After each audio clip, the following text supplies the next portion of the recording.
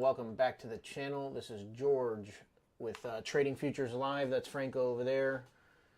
This is our pre-market analysis for Friday, July 1st, 2022.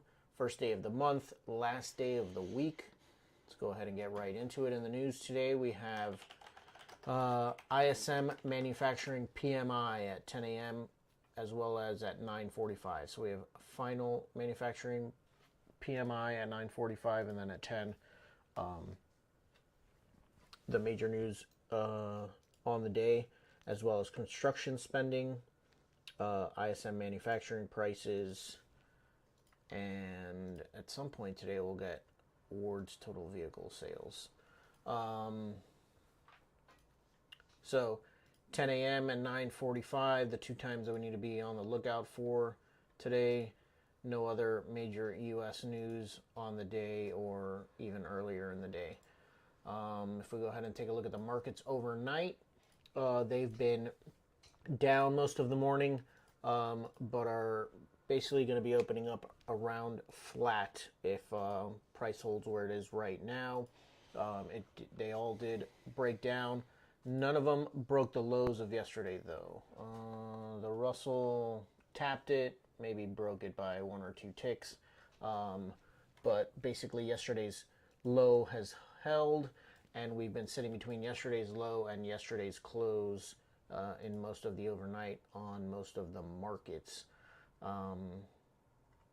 So some bearish sentiment out there, but obviously not enough to break prices lower. So we are still inside of yesterday's range. It's going to make us somewhat neutral on the day. If we take a look at the VIX has opened up but is flat as well, maybe breaking down a little bit right now, but is essentially flat from yesterday's close at the moment. Also did not break yesterday's low, or has not broken yesterday's low yet.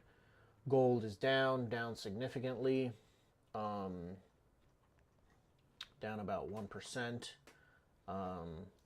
We have crude. Crude has been on the rise since yesterday's close. It is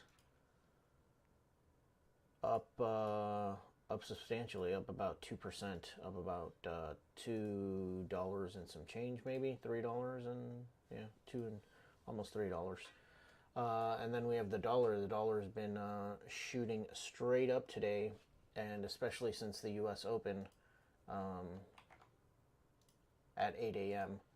But we've been on a steady rise, although we still are inside of yesterday's range as well on the dollar.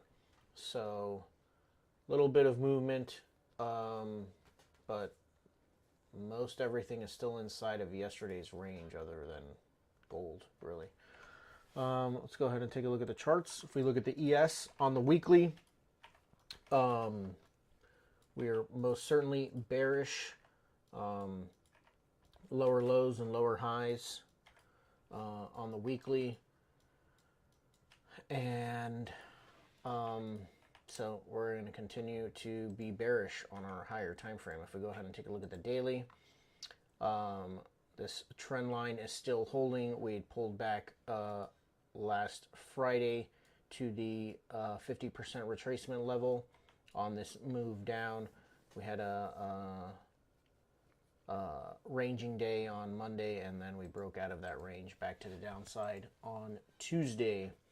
We had another drop yesterday, but we are inside of this demand area, so we are neutral to neutral bearish on our intermediate time frame.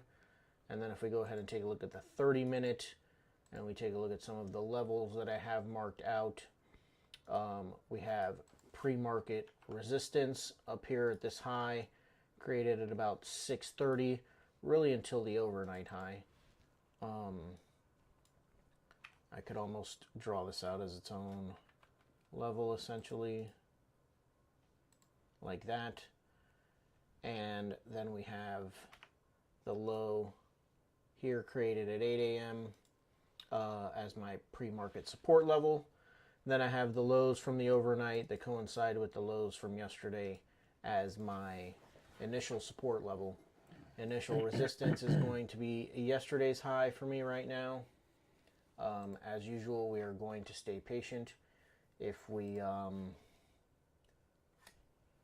break up, let's go ahead and mark out the if-then statements. So if we break out to the upside with some confirmation from the internals, we'll see about getting long. If we start to show some weakness, we'll get short. And the same but opposite is true. Oh, sorry about that. This keyboard keeps tricking me.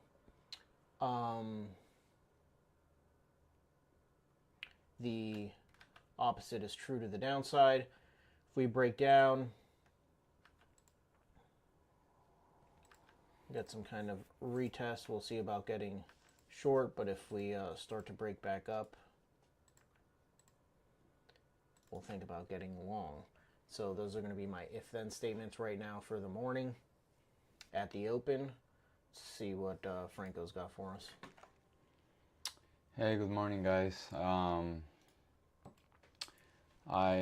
went to check two key charts for me today. The dollar, obviously, is going up. I have my hat facing forward. It's tricky because now we are for the 1, 2, 3, 4th. This is the 5th time in recent weeks that the dollar is in this supply. It's a supply from 2002. But now that I see this type of reaction, I do think the supply is not gonna work, at least not at this level. It's probably going to come deeper into it, coming deeper into it, and then a retracement, and then we can slowly grind up during this supply, right? Anything can happen. The dollar can start dropping right now, but the higher probability for me, the higher probability scenario for me is the dollar continue to go up. If that happens, I need to see confirmation from the internals, because we didn't break the yesterday's low, and we were kind of like bearish before London, like up to like 2 in the morning when Frankfurt opened, right? When Frankfurt opened, we started to recover, and the dollar was going up as well. So we have a mixed scenario right now. It's probably an inflection point where the dollar and the equity markets can correlate for a period of time, right? So I'm not very bearish because of the dollar going up this way. I like to see the dollar more like basing and then breaking out to the upside for me to be more bearish, right? Again, always with the internals confirming the move. So this is the first chart. The dollar is not giving me too much information to go short or long, right? I want to see some development during the trading session. And the VIX, this is the second chart that I want to check.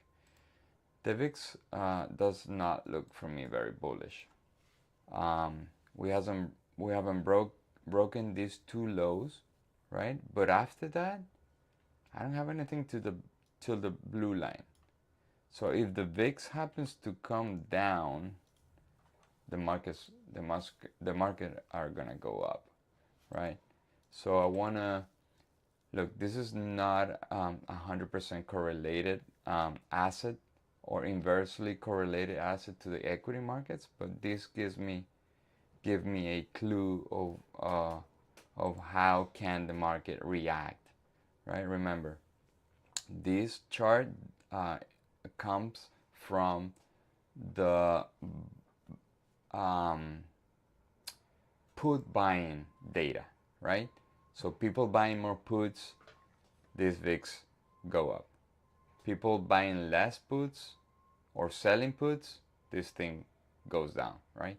So if people sells put, that's a bullish move in the equity markets, right? So these are the two charts that I'm paying attention to today. Also, as a complement, right? I have my index, my yen index here. My yen index is being bullish today, right? But it's so close to this supply that it can turn the market bullish. So I do have some bullishness um, for today. But let's see what happens with the dollar and the internals for me to take action. So with that, I think I'm done with my pre-market. I'll see you guys all in like 10 minutes. Thank you. All right, guys. Bye.